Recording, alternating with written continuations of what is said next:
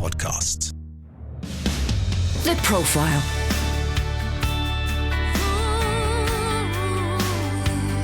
You're listening to Premier Christian Radio. Hello and welcome to The Profile here on Premier Christian Radio with me, Sam Hales. The Profile is the show where we delve into a person's life, faith and ministry, and it's brought to you in association with the UK's leading Christian magazine, Premier Christianity. If you would like a free sample copy of our latest issue, head to our website, premierchristianity.com/free sample. Simply type your details in and we'd be delighted to send you a free copy of the new edition. But today on the show, I'm delighted to say I'm speaking to Martin Smith. Martin is the former frontman of Delirious, one of the biggest Christian bands of all time. The band were active from 1992 until 2009, and during that time, Martin wrote classic worship songs including Did You Feel the Mountains Tremble, I Could Sing of Your Love Forever, Majesty, and many more.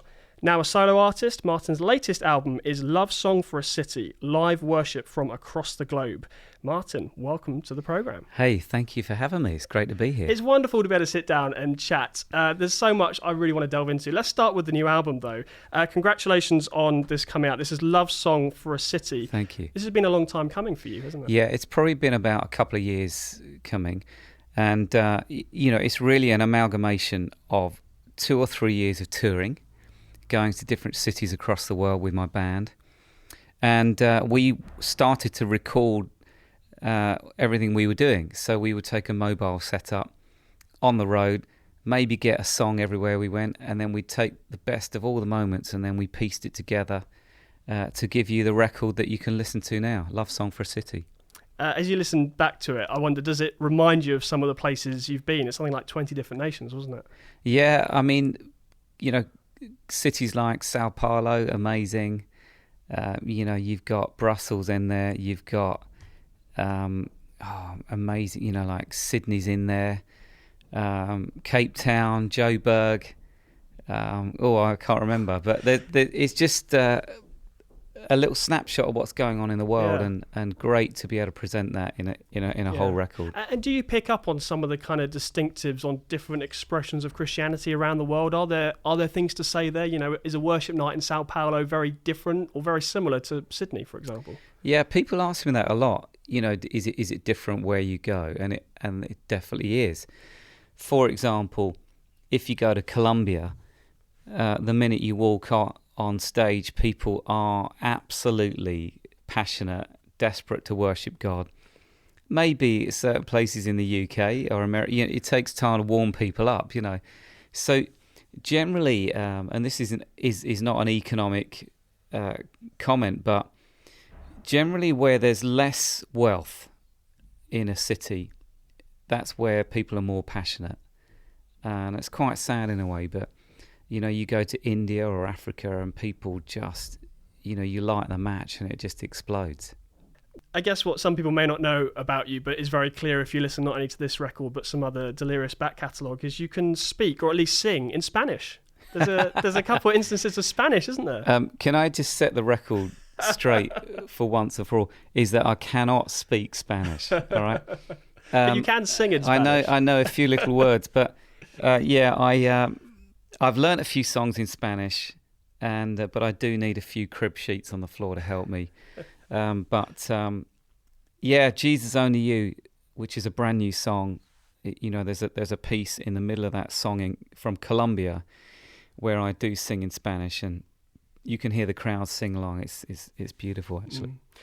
I understand that the kind of genesis of this record actually came out of a place going back some time to you feeling a little bit stale, and you prayed a prayer to God asking him to take you on a kind of adventure and for a bit more risk in your life. And out of that kind of came another band called Army of Bones. Can you tell me a bit about that? Yeah, that's true.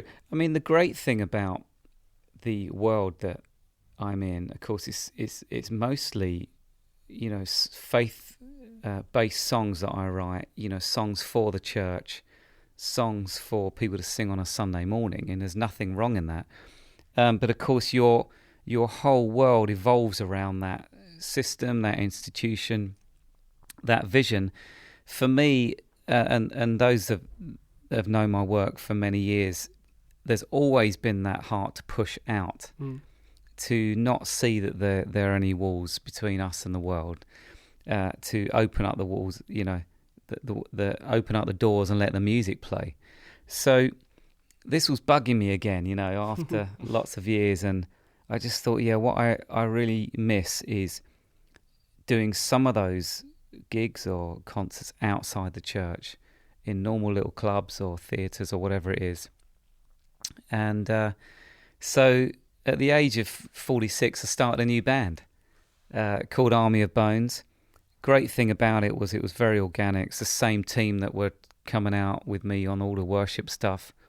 So it wasn't kind of like different people or we were trying to be something we weren't. It was very natural. I wrote a whole album's worth of songs that were different from the normal. It was really all about my marriage, to be honest. Just celebrating that. We'll be married 25 years next year. So it was a record of sort of saying, wow, this is quite amazing we've come so far. And if you really listen to that record, you can hear me talking about some of the sort of bumps in the road and some of the dilemmas and some of the tensions of that over the years, as any marriage would have. I've been on the road a lot. We've had 6 kids. Our life is fairly chaotic. And so we are very grateful that we're still here in one piece. And that record is about our lives, really. And that record had real kind of bite to it. The guitars were up front. It was a real rock record. Yeah. And what's fascinating, of course, is we were just talking before we came on air about how this Love Song for a City album, it's the same band as Army of Bones again. Yeah. And again, you've kind of taken that rock feel back into the worship arena. Yeah, I think what the Army of Bones stuff did, because we did several tours around the UK, and, when you're starting out, you're starting from nowhere again. So it's back of a van, loading in gear, 20 people would show up, sometimes pretty disheartening, if I'm honest. I can just say I was one of those 20 people. There were more than that. There were more than that at the London gig. It was a great night, and it was fun, wasn't it? Because I was there. Obviously, I'm a Christian. I knew you guys were all Christians, but it was it wasn't almost for Christians, was it? It was let's get out there outside the 4 walls of the church and have some fun. Yeah, and I think if you go back to the Delirious vision, it was always meant for people to be able to bring people. Yeah, and like we're in this together. You could bring anyone from work or school or college or wherever, and hopefully you'd feel okay in that atmosphere. Is it a worship time? Is it a gig? Couldn't really figure it out, and that really was what Delirious was. And in a sense, I've just tried to do the same thing, but it really opened me up in a way that I wasn't expecting. That as we were in these little clubs. There's one song actually on the Bones record called Love Song for a City. Especially that song, as I was singing that, I'd feel quite emotional because here I was almost singing over people with the same anointing and gifting, as when you lead worship. You're wanting the presence of God to come. And, some nights people would start crying and, maybe they wouldn't realise why they're starting crying. And so I loved that challenge, and I loved being in front of those small crowds. It brought me alive again, and so I think I recaptured some of that vision for what it means to have a heart for a city, what it means to love a city, and then for someone like me to then go and sing over the city, and then it led beautifully into this new project with all these new worship songs. So what of Army of Bones? Because like you said, it was hard work, starting from scratch, brand new band, go around the UK touring these sort of small venues, and I guess was that put on pause to make this record of more worship focused? Yeah, it was put on pause. It's definitely not gone, and it's still alive, but we concentrated on this, and also my guitar player had another baby, so he's off the road for a little bit. Johnny, the amazing Johnny Bird. And so we'll see what the future holds. But, it only takes one song to kind of get away or to be an advert or whatever it is that somehow it comes alive again. Watch this space then. Yeah, hopefully. you're at an age now where your kids are growing up and you get to take some of them not only on tour with you, but they actually end up singing with you. I understand Ellie's actually on the record with you. Yeah, Ellie started coming on the road with me probably when she was 17. Once she'd finished college, she suddenly had the time to do something.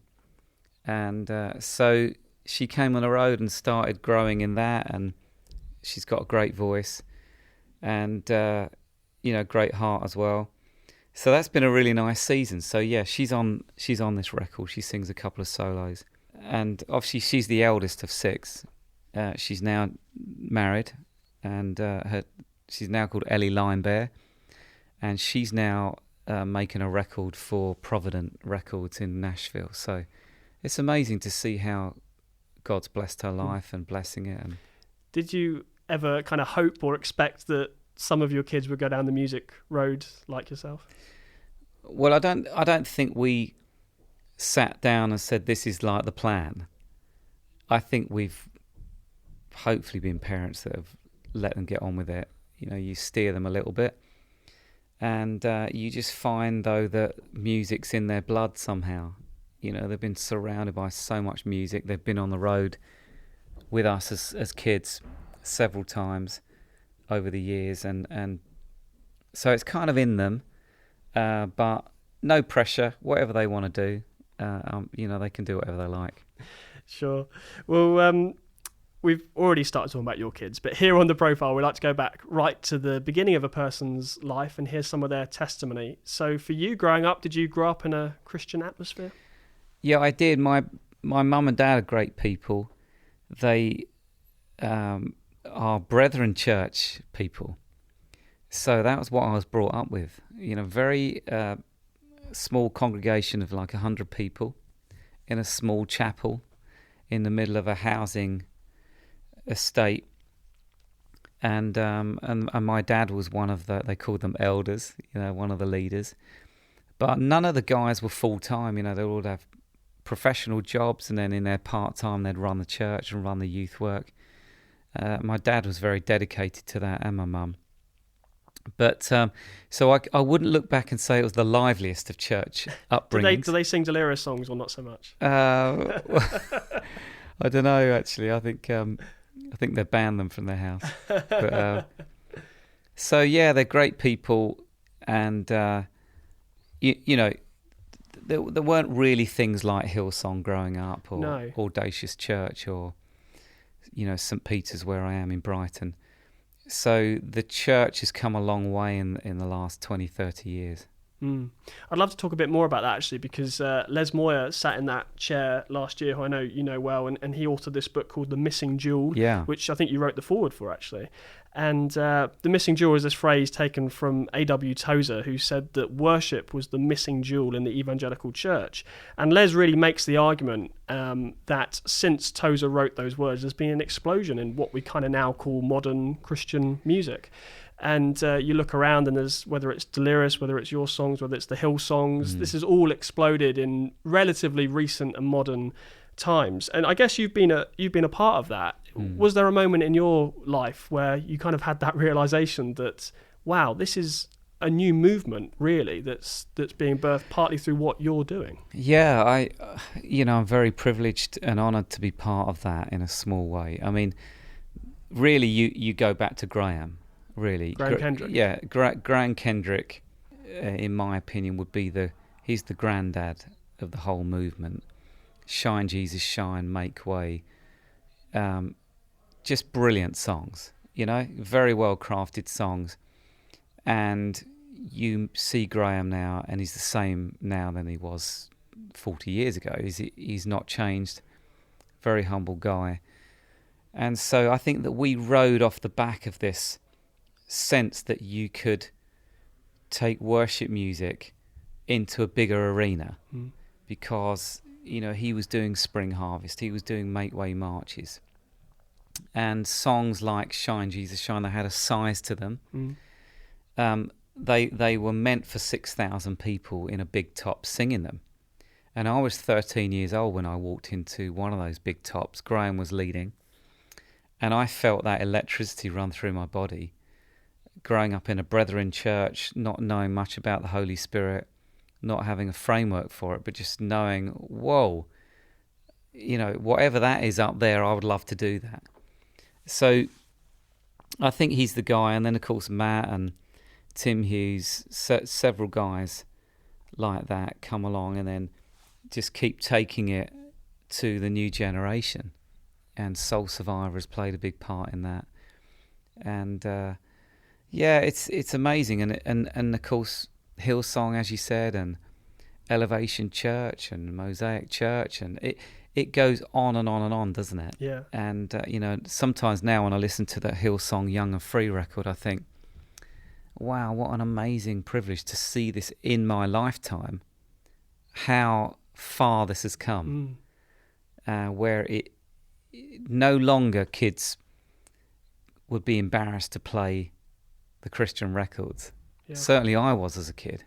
There weren't really any. I'd never sort of get my friends over from school and say, hey, listen to, But now I think it's very close. And I think that's amazing that God's done that. You were 13 when you first saw Graham Kendrick leading worship. When was the first time you led worship? Can you remember? Yeah, probably 12 or 13. I wouldn't have called it leading worship, though. Because, like you say, the language for that almost didn't quite exist. No, it was a little youth group in our church, Chiltern Church in Surrey, and a youth group of maybe 8 kids. And my dad said, look, I think we should sing. So you got to learn the guitar this weekend and do a song Sunday. And so that's what happened. I think I just did one song and it was probably awful. But more so, I would say it grew when I left home. And I moved to Eastbourne and joined a church there. And people were like raising their hands and like really joyful, really getting into it. And I was like, wow, this is amazing. There's like so much joy here. And it was there that a guy, his name was Peter Kegg, and out of the blue he said, well, why don't you lead worship at the youth group? And I was like, well, what is that kind of, what do you mean? What is that? He says, oh, just get up with the guitar, you'll figure it out. But even then I remember, even though it was very unpolished, way out of tune, very unprofessional, I remember that God would be there, and I'd feel the presence of God in a room. And so I knew that this was a track that I wanted to go down, and and the rest is the story. I guess the rest is history. What was the next big milestone? Was it starting Cutting Edge Band, or the next big milestone for me was when I was 19, and I was working for a recording studio at the time in Eastbourne called ICC Studios. Part of my job was to record the live worship records at different events around the country. So I'd go off in my van, go to this event, plug in, and it was the very first New Wine event in 1989, and some people from Canada were leading worship, a guy called Andy Park, and I'd never felt anything like it. It was just so profound. The presence of God was so heavy. And I just knew in my own heart that these people had something I didn't quite have. And I realised my faith was quite cerebral in a way. Anyway, cut a long story short, I had a profound encounter with God and got filled with the Holy Spirit, and went home the next day completely different. Woke up and wrote a song called Lord, You Have My Heart. And I didn't know whether it was a worship song. I didn't know what it was, but it was just a little prayer. And what's beautiful about that song is that 30 years on, there's going to be a 30th anniversary version of that song, which my daughter Ellie's going to sing. So that'll be sweet. But I think that was a big landmark at 19. I'm imagining an incredibly emotional moment in the recording studio when your daughter sings your song that you wrote 30 years ago. Yeah, she's kind of got a really cool version of it. So I'm excited for people to hear that next year. Wow. So coming back to your story, then, tell me about the beginnings of the Cutting Edge band. Yeah, it was 1992, and I was part of a church called Arran Community Church, and my wife was there. My future wife was there at the time, and some great guys running the youth team. And the idea was, great, let's start up a monthly worship night. We called it Cutting Edge, and basically it was like 70 kids in a drama school theatre, and we just worshipped like crazy, turn the lights down so no one would be embarrassed. And it was just the beginning of something amazing, like a real move of God across young people in the south of England. And every month more people would come. And we did that for 5.5 years. And it kind of culminated in a big open-air event on Littlehampton seafront, where out of nowhere 10,000 people showed up. And it was great. We were baptising people on the seafront. Just that outdoors worship, that public worship thing, I love. I love it when you've got people wandering around, people that live down your road. They're wandering around, they're hearing this music, and they're captivated by it. And they might not like it, but they're captivated. It's like, wow, this is really fascinating. Yeah. This is what goes on in church.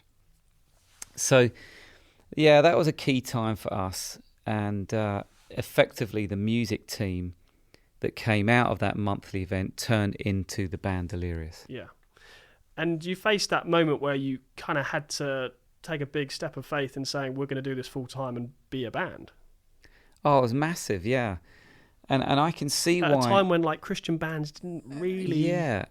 How many bands at that time would have been Christian bands and doing it for a living? I can't really think of many.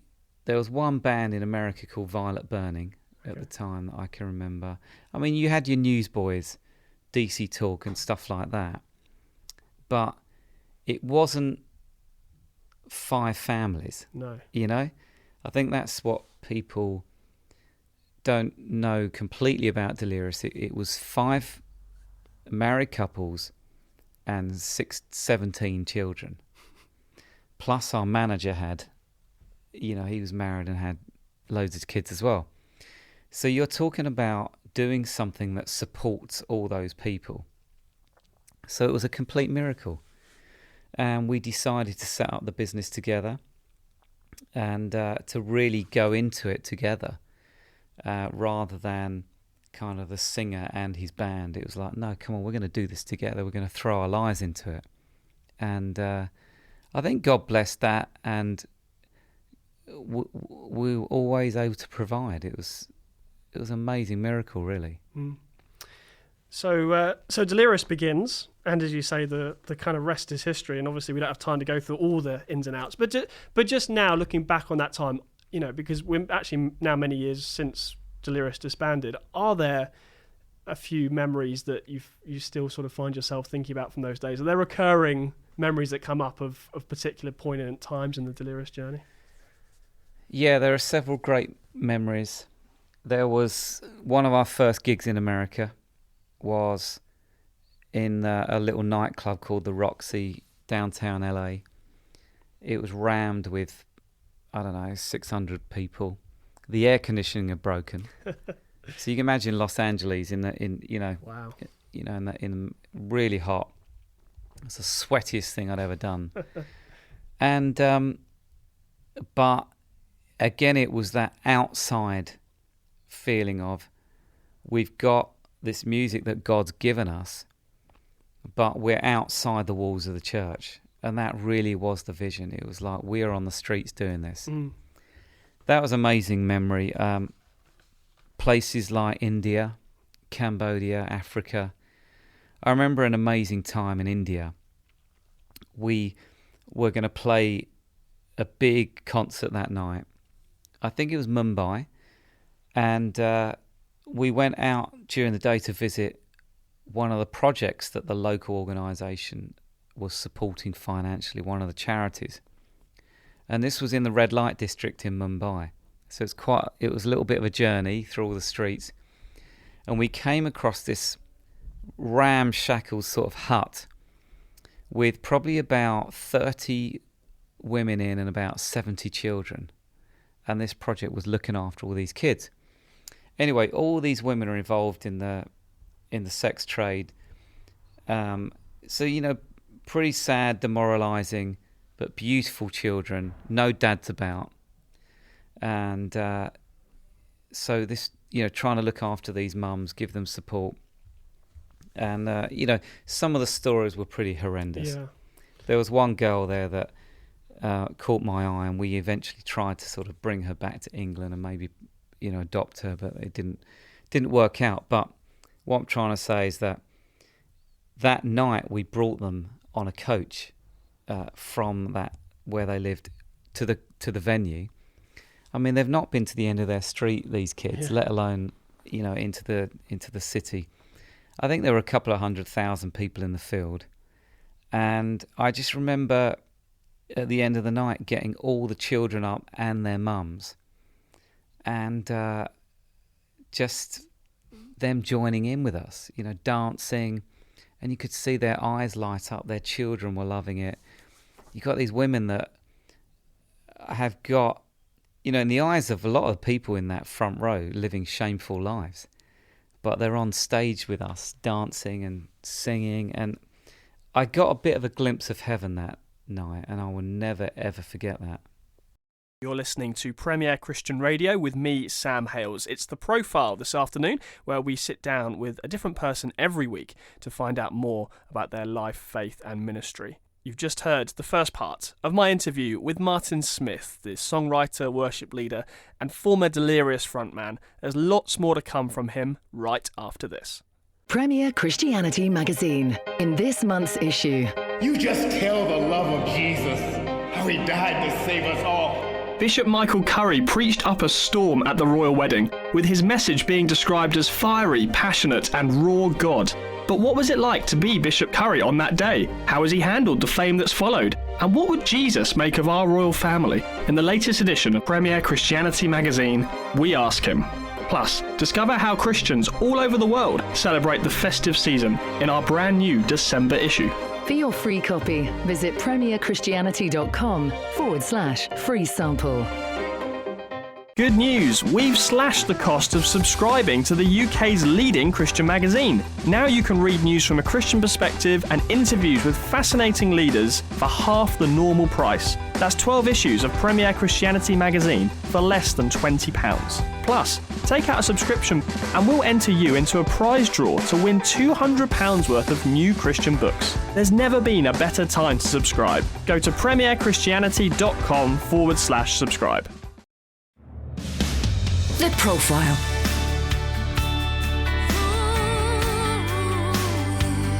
You're listening to Premier Christian Radio. Where faith comes to life.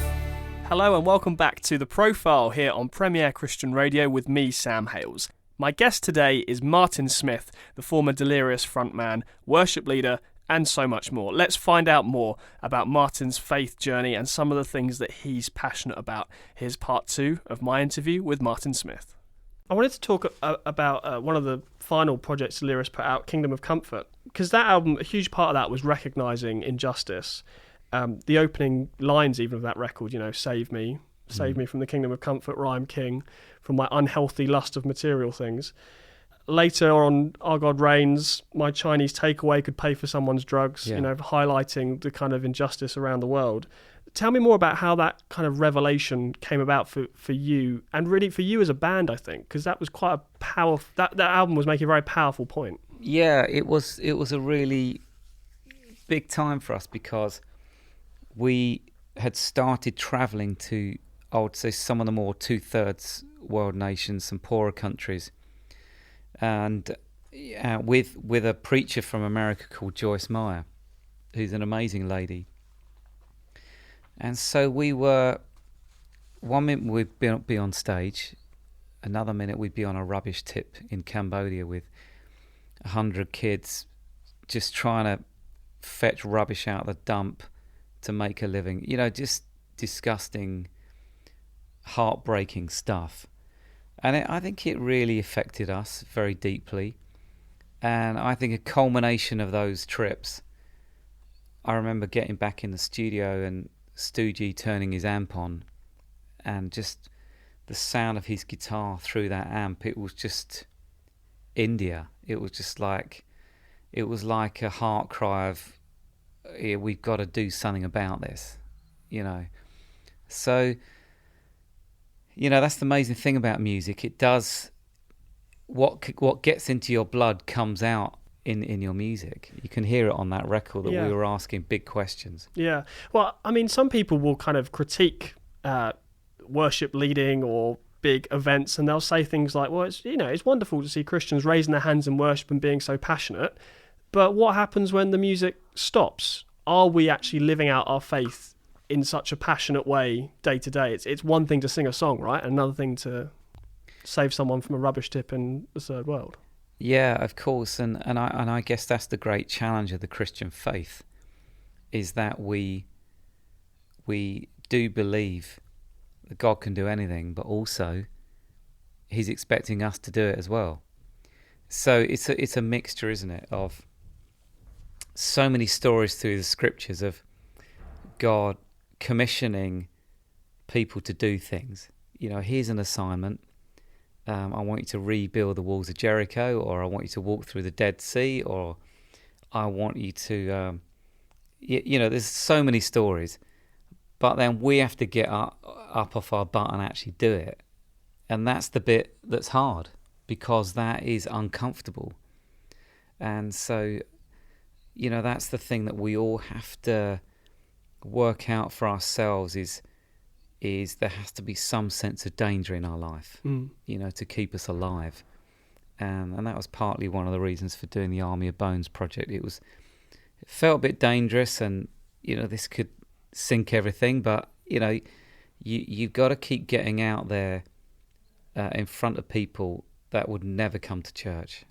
It's interesting as people kind of look back. There's a Christian author called Mark Sayers who spends a lot of his time kind of critiquing culture and Christianity. And he was remarking that kind of in the church from 1989 to 2008, he called it an era of relevancy, where we were very against the kind of Christian ghetto. And like you said, we want to get out there and impact culture.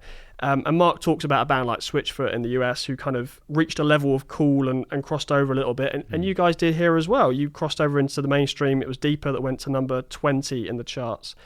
So do you still kind of believe in that way of thinking about mission, of being relevant to the culture? Because some have suggested that's, how much impact does that have? Let's say if someone's listening to the top 20 and they hear Deeper, they don't know that you're Christians, the song isn't overtly about Christianity. What does it actually achieve? Some people are a bit negative about this idea of cultural relevance. That's a really good question, and I think that's the mystery of art, isn't it? Two people can go into an art gallery, see exactly the same painting. One can be moved to tears, and the tears might bring healing in a certain area, and one might walk past it as though it's completely meaningless. So the cool factor or the relevancy factor is so subjective.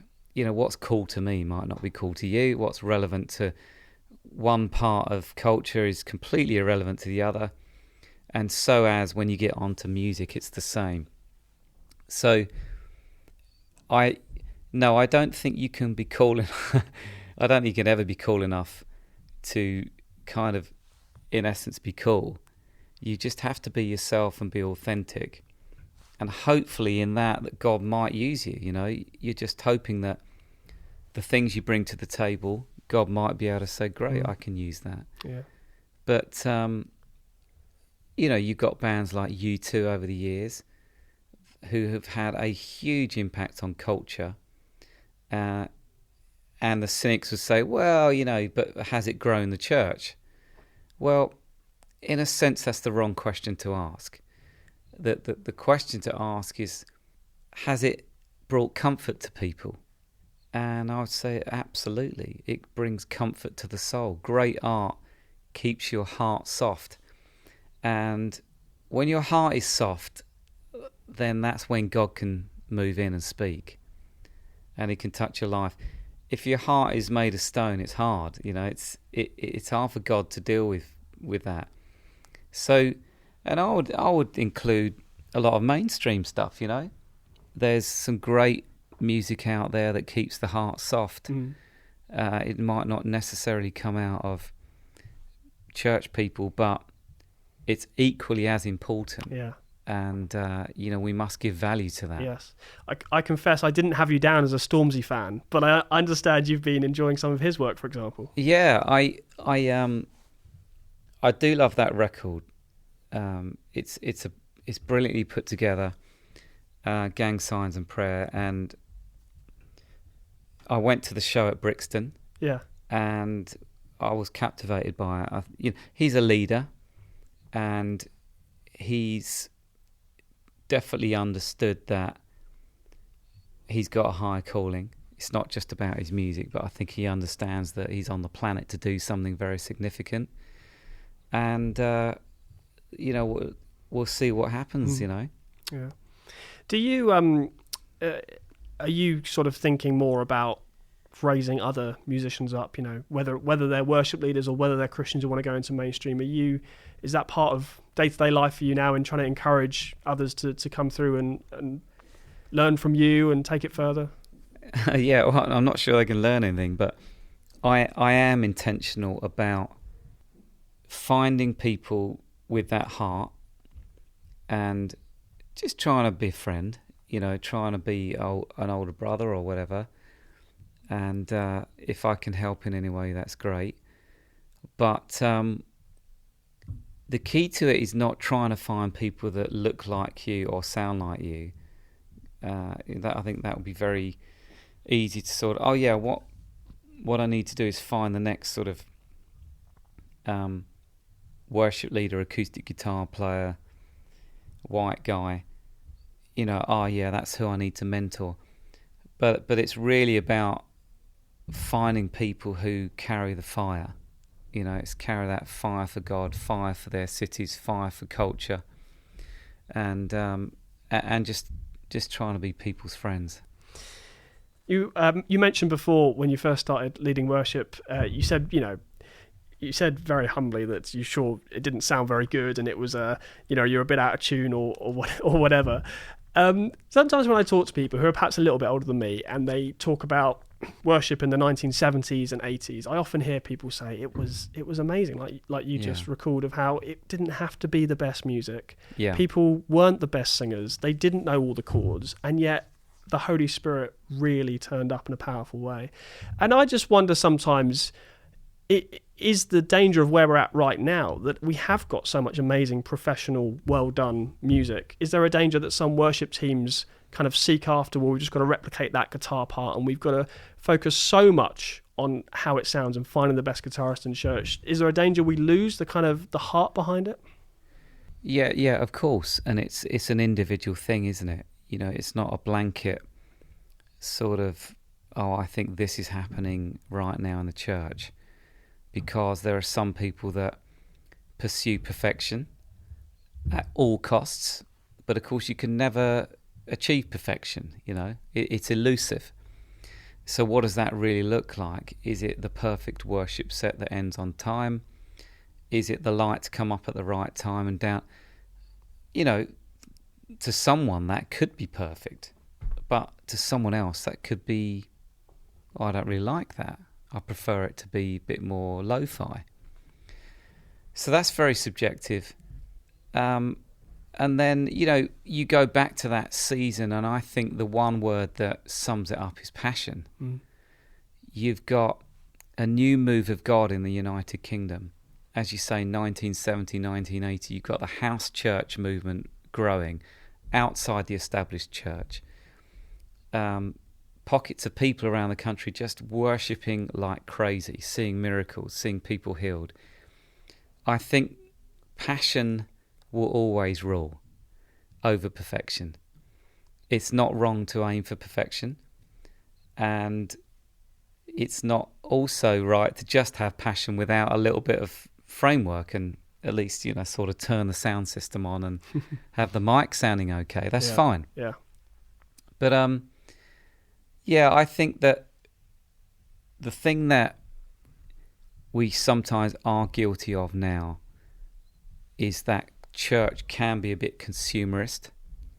So when I look at my kids' generation, you can see a little bit of consumerism creeping into their Christianity.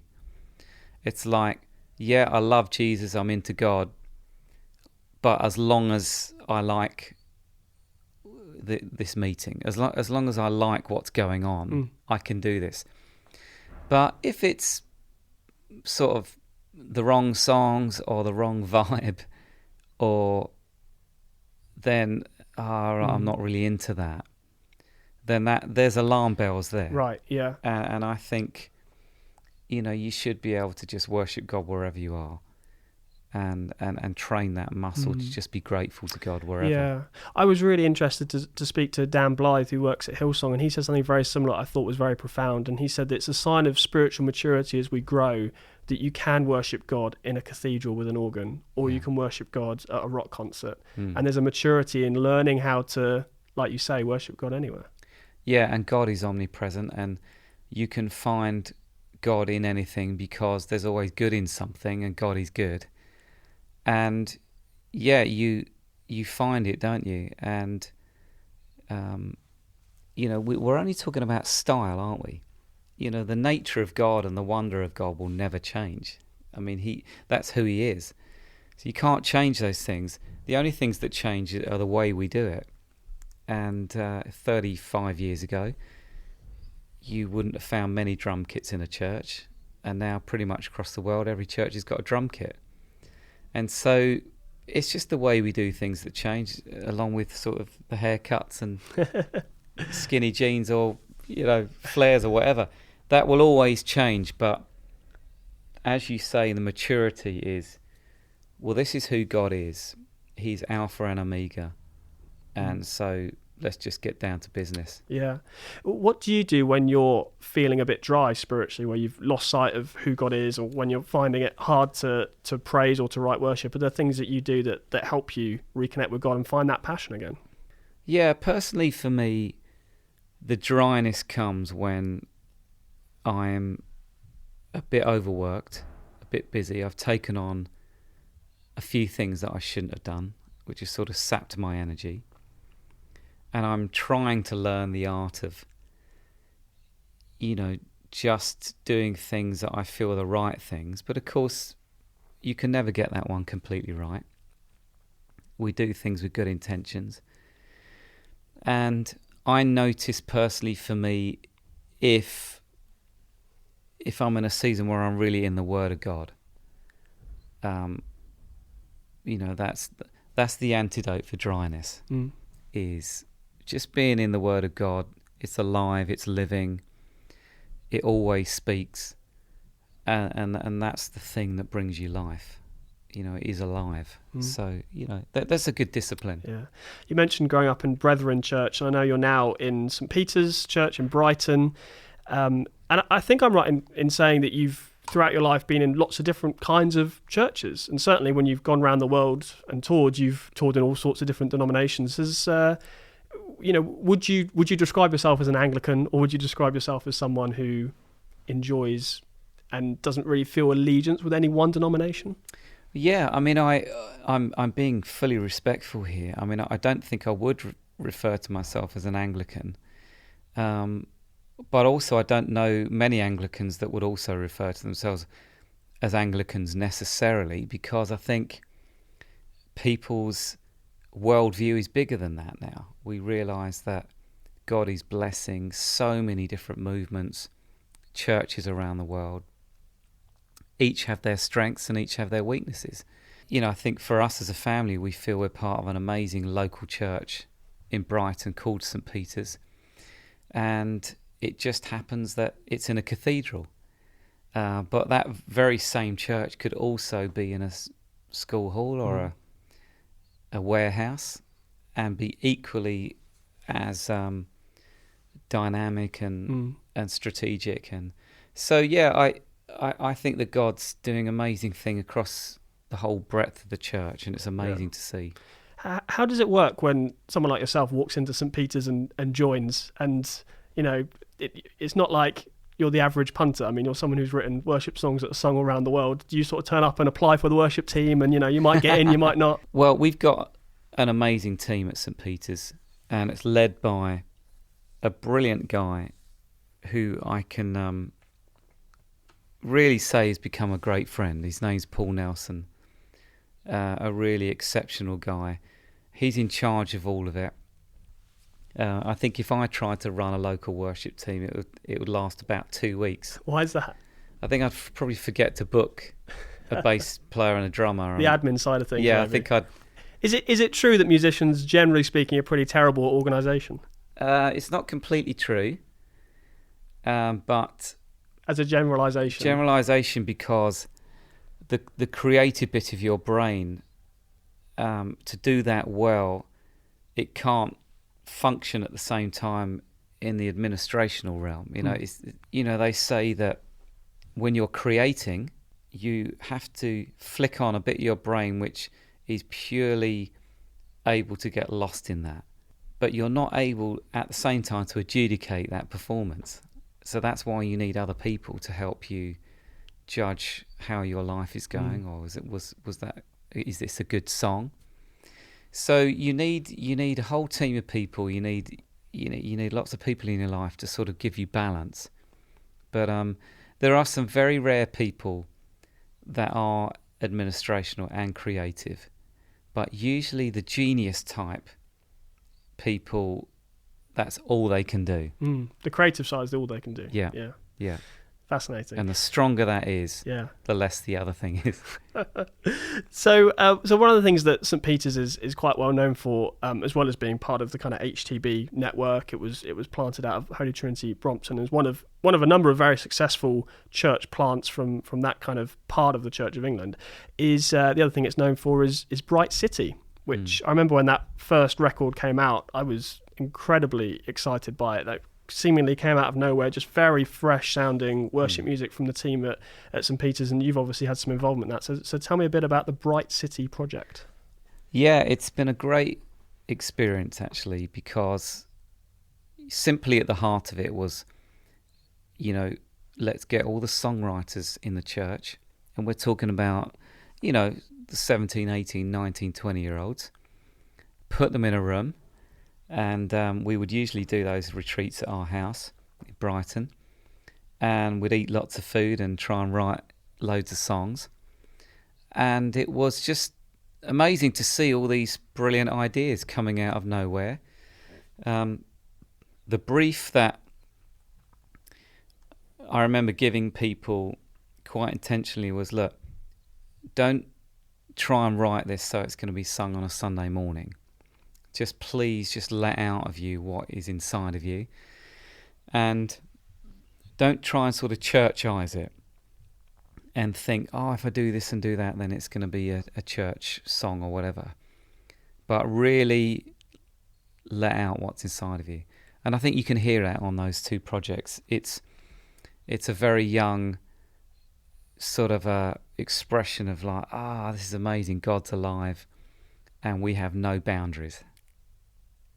How would you describe your calling? Well, I've never been asked that before. How would I describe my calling? Well, I love music, and I actually believe in the power of music.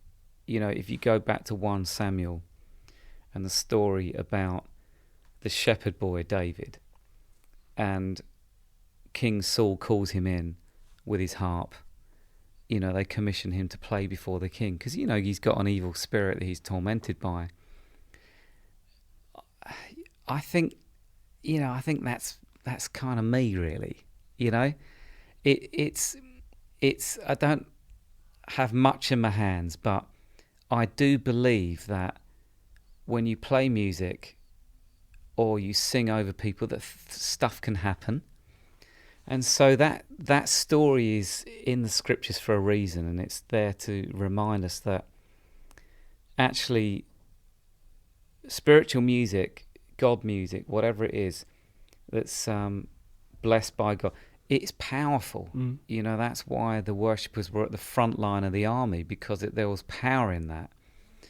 And so whether I'm with Army of Bones in a little club with 20 people, or in a stadium full of people and they're singing Waiting Here for You or Majesty, I'm expecting God to do supernatural things. And so if I could sum it up, I don't know necessarily what my calling is, but I believe that God can move through music. And I've seen that over the years, and I believe it hugely. You'll remember a time, I'm sure, in the 80s and 90s where much of the UK church was really praying for revival, and more than that, really believing it was around the corner. Is that something that's still on your heart, you think is still coming, that you... Yeah, I think that if you know, the problem with our brains is that we can only observe the season that we're in. We can only live in the moment in history that we're actually in. But, you know, we have now the hindsight of looking over, you know, a 2,000-year history of the Christian faith, and then you see seasons where there's the faith struggles, and then there's seasons of renaissance, and you see these highs and lows throughout history. And I think that this is an amazing season to be alive in, because it feels to me like God's doing more behind the scenes, behind our back, than we realise. In what way? Well, you look at the two most powerful leaders in the Christian faith, the head of the Catholic Church, the Pope, the head of the Anglican Church, two spirit-filled guys that love Jesus. I think that's a new thing. It says something, though, that, you know, that's a new thing. I mean, you would hope that would always be the case. I mean, those guys have been at war with each other in history, but there they are in the same room. And I've heard Justin Welby talk about the time when he first met Pope Francis, and they just laughed for half an hour at the whole ridiculousness that he's the Pope and he's the head of the Anglican Church, Archbishop of Canterbury, and how they're just ordinary guys called by God to serve the kingdom of God. So I think that's quite a key thing. And I think there are some things happening in government which I hear about, which I think, again, things happening behind the scenes which are very positive. You've got amazing music being made, not often in the guise of Christian music, but people that are connecting with a new generation in a totally different way, and I love that.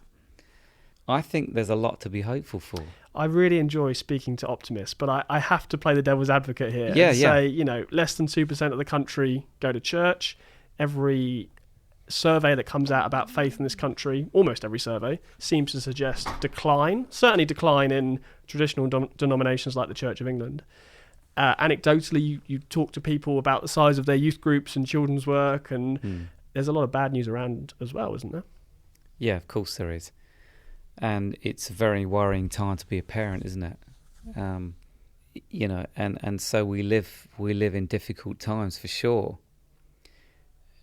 Just because church statistics don't look good, you know, with that, what you're assuming is that a generation and a culture can only be touched if they walk in a church building. But of course, God is much bigger than that. He's moving through art, through sport, through culture, through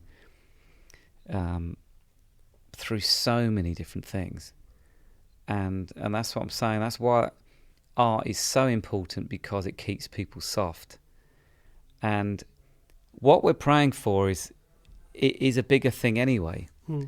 We're not praying, are we, or living for, oh, maybe we can get it back up to 5% of church attendance. Oh, that would be great. Or maybe 6%. We're actually living and breathing and praying for a move of God upon the nation. And that's a different thing. That's a sovereign thing. That's outside of our control. That's something that God, when he chooses to visit a nation in power. And we've seen that in history. And you've got to hope for that, haven't you? Yes. Some lyrics are coming to mind as you say this about, we can see God, you're moving, through the nations. When young and old return to Jesus, fling wide your heavenly gates. This is something you've clearly felt and been writing about for a long time now. So is it always easy to be so optimistic as you've just said? There must be days surely where you think, am I really going to see some of those things I wrote about? Or is this sense of hope and faith always there? Well, I'm like everybody, I read the news every day and I absorb the tragicness of the world. I think mental health, especially young people, is going to grow, and that's going to become very dangerous for culture. And I get very sad about that. Image for kids is a huge thing. Not really ever feeling like they're ever going to match up. And suddenly, at a young age, a child's soul is kidnapped, by this idea that you're never going to make it. You're never going to be on Love Island, and it's an evil disease. So I get angry about that. Of course I do.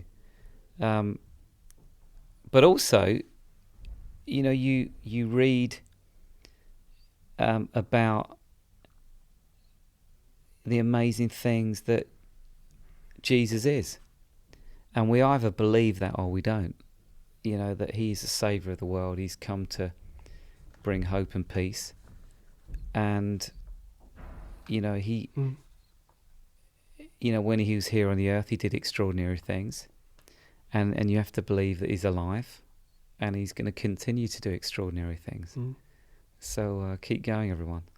So you've got a new project coming on the way, I understand, a new solo project coming out next year in 2019. How much more can you reveal at this stage about what it's going to look like? Yeah, it's going to be a studio record, this one.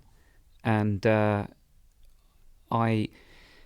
very excited about it because it's going to be all brand new songs. And it's been a long time since I've done a proper studio record of any worth, really. The God's Great Dance Floor stuff really was more my demos from my home studio that kind of made it out. But I didn't have a proper producer on them. I didn't, it was just where I was. I'd left Delirious, and you can hear that sort of, I'm in my own space doing that. But now I'm feel a bit more ready to sort of go a bit bigger on this one. And I'm going to work with a guy called Gabriel Wilson in Portland, Oregon. And he's a great producer, just produced John Mark McMillan's record and various other things. So that's going to be an honour to work with him. Is it going to sound more like kind of the worship stuff, or is it going to be more Army of Bones or a mixture? I'm hoping it will sound like nothing you've ever done before. Yeah, that's what I'm hoping for. Yeah. That will be... You get what I mean, though, because, maybe we go back to your earlier comment about saying, well, don't actually write songs as if you think they're going to be sung on a Sunday morning in a church. But, nowadays, maybe you're breaking the mold, but nowadays, generally speaking, an album will come out and either people will think, oh, yeah, this is a load of songs I can sing on a Sunday, or, oh, this is Martin trying to do something he did like with Mesomorphosis or Audio Lesson Over, where it wasn't specifically for the Christian world necessarily. And I think you have to be true to your calling, don't you? And I've always got one eye and one ear on people that I know will probably not walk in through the doors of my church, but I want to give them some music that they're going to like. Now, you take a song like 10,000 Reasons. It's possibly the greatest church song of our time. it's certainly in the last 10, 15 years, it's a hymn. And so that's true to Matt's calling. And, we're great friends, but we have different lanes. And that's okay, isn't it? And there is no doubt that the church needs those songs. You do. We all need those. Church couldn't exist without those songs. But also there are some songs that sit in the middle, which maybe in 20 years' time, church might be singing them. So you have to just stick to what you believe you're called to do. I like that idea. It's quite a pioneering way of thinking about your own music, isn't it? Saying, well, I'm going to be an artist. And we've mentioned that word art quite a lot in this interview. And just to bring us back to it again, because I've heard people remark in the past that the church hasn't always been great at honouring artists. I can think of Delirious songs and records where you had criticism from the church who didn't necessarily get the heart behind it. They didn't understand. Well, you hadn't written that song for a Sunday morning. You'd written that song because of what you already said about taking God outside the four corners of the church and to make art for others who don't know Christ yet. Yeah, it's a difficult one, isn't it? You're always living in the tension. I remember there was one song. Oh, you might know what record it's on. I can't remember now. It was called "It's Okay."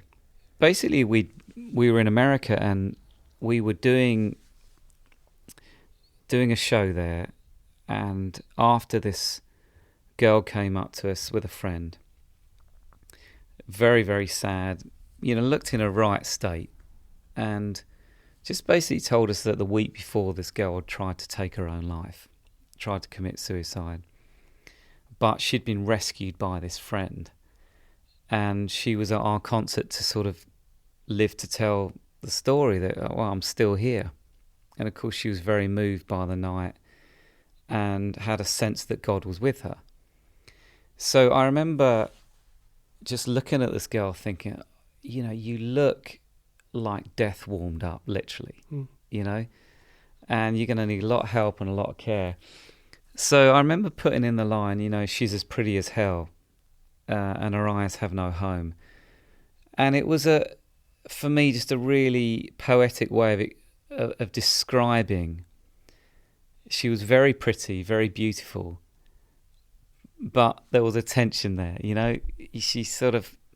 she'd touched the dark side, and I remember, getting the call that a whole chain of bookstores in America had banned the record, just because of that one line.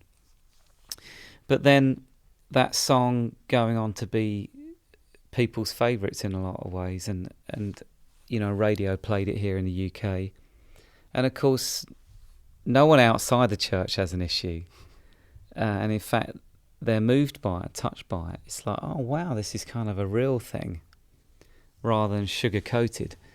So we've had our knocks over the years, and not, of course, not done everything right, and been sometimes a bit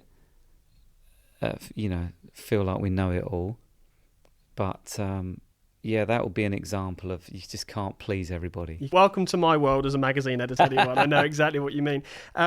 So I feel like, and this might just be me being hopeful, but I feel like some sort of Delirious reunion, one-off gig, one-off tour is only a matter of when rather than if. Am I being too hopeful? Well, look, we're all good friends, and two of the guys are my brother-in-laws, so we still do birthdays and Christmas and hang out. I'm good friends with Stu and John. So, I don't know. It's interesting when you've left something for so long. It'll be 10 years next year.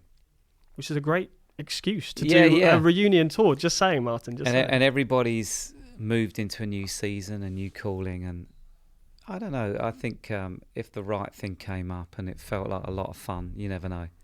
I bet there's never been an interview post-Delirious where you haven't been asked that question. It's been asked a few times, but more and more recently. I apologise. Well, I don't apologise if I keep asking it, because I know that's exactly what people want. And hey, maybe, just maybe at some point in the future. But Martin, it's been an absolute pleasure chatting. Thank you so much for coming in. Great. Thank you very much. Thank you. Well, there you have it. That was my interview with the worship leader and former Delirious frontman Martin Smith. I really hope you enjoyed that interview. I certainly had a great time meeting Martin and hearing so much of his story. If you want to hear more great interviews like this one, why not check out the archive on the Profile podcast? We've got over 100 interviews now from Christian leaders around the world involved in all sorts of different things. You're sure to find more episodes of interest. Just have a look. And while you're doing that, if you wouldn't mind giving us a rating and a review, that would really help more people to discover the show. Please do also share it around on social media. It all really helps us get this show out to more and more people. That's all we've got time for this week. We'll see you next time.